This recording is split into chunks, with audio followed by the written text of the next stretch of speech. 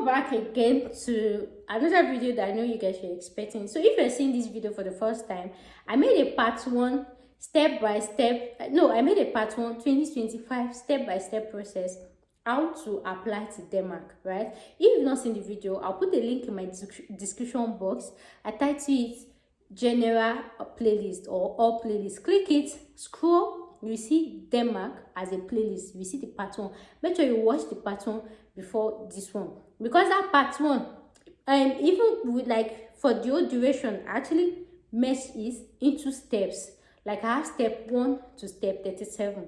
So in the part 1 I talked about step 1 to step 8. So if you not watch down to step 8, ma will you go watch that one first before you come. So for those of you that you've watched the part 1, this is the part 2. So from part 2 we are going to continue, because in part 1 we stop at step 8. So we are going to continue from step 9. So step 9 is what I tell you now for that last video. You can watch it. So where we stop. So after, you now check the study requirements or CGPA of each countries. I've told you the type of university you should choose, right? I've told you this thing. You will not check the study requirement. And you know, like I've told you, the courses that you should choose, right? You now check the study requirements. After doing that, number 10, you're going to note the application deadline. You guys know that in part 1, I told you the general application deadline, right? But despite general application deadline, we still have some universities or courses that they have specific deadline. So you have to note it. And you know that people have told you how many courses you should choose. So you just get a pen or your bio or your phone. Work on call the date. LA deadline. Another thing I'm going to tell you is, because of all this immigration law that is changing, so it's advisable that you apply in advance. And that's why I'm trying to shoot this video, and I'll try to make sure that this video comes up on live before the application portal actually opens, so that you can be one of the first to apply.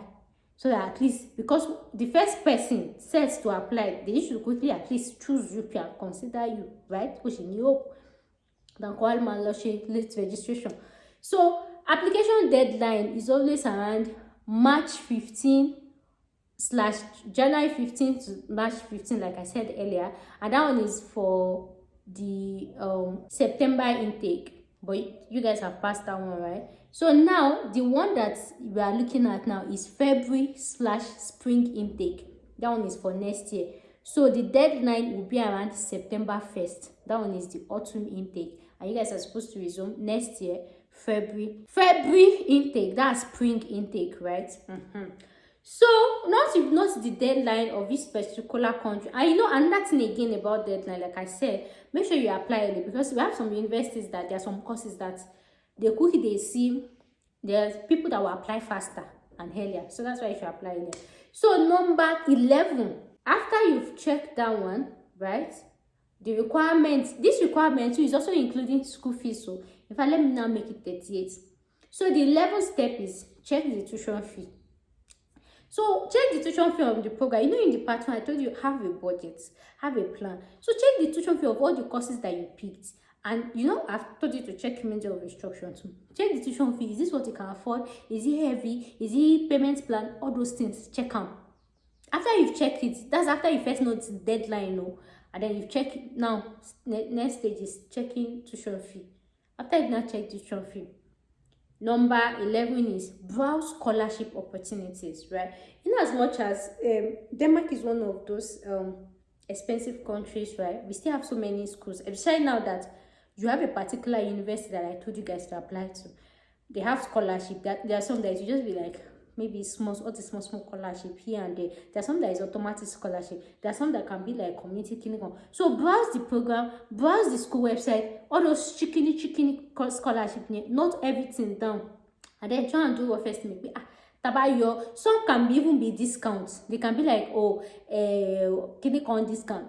By the time you remove it, that okay, how much will you give me? Can I still afford this tuition fee? Plan it. So browse scholarship. And in my subsequent videos, I'm going to make videos about scholarship in Denmark. So make sure you're subscribed to my channel, turn on the notification bell, so that anytime I post any video that you may like, you'll be like one of the first to get notified.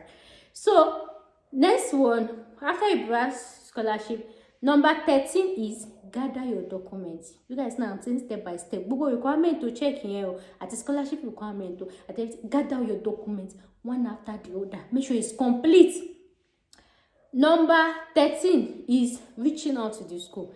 There are some times that when you check requirements, you might actually not fulfill the entire requirement.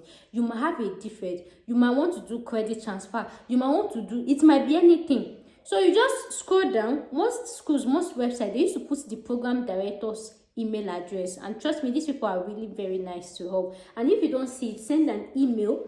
When you scroll down the course you want to study or this thing, you see the email address of the public school, of the school or the course director. Send an email, a professional email at this thing. Or for example, maybe all these people that they have HND and they want to do masters. In my subsequent videos, so I'll make videos about universities in Denmark that accept HND for masters. So you might not have the direct requirement, or maybe something is missing, or maybe you want a credit transfer or anything, send them an email. But if you feel like you cut across all the requirements, then you can stop. You can jump this 13 points. The step 14. Step 15, apply. So when you go on their website, like I said, when you see all those processes, you see where to apply. Do the necessary to apply. The next one is number 15, pay your application fee. Because I have told you the type of universities that you should apply to, all those universities, they don't have application fee. Majority of them. And my subscribe video, I'll come and tell you those that did not have. So if the ones you're applying to, if they have, which I feel that majority of them don't have, or if you see the one that they have, or maybe they've changed it, pay your application fee. If they don't have, God have help you. But majority they don't have. Sure.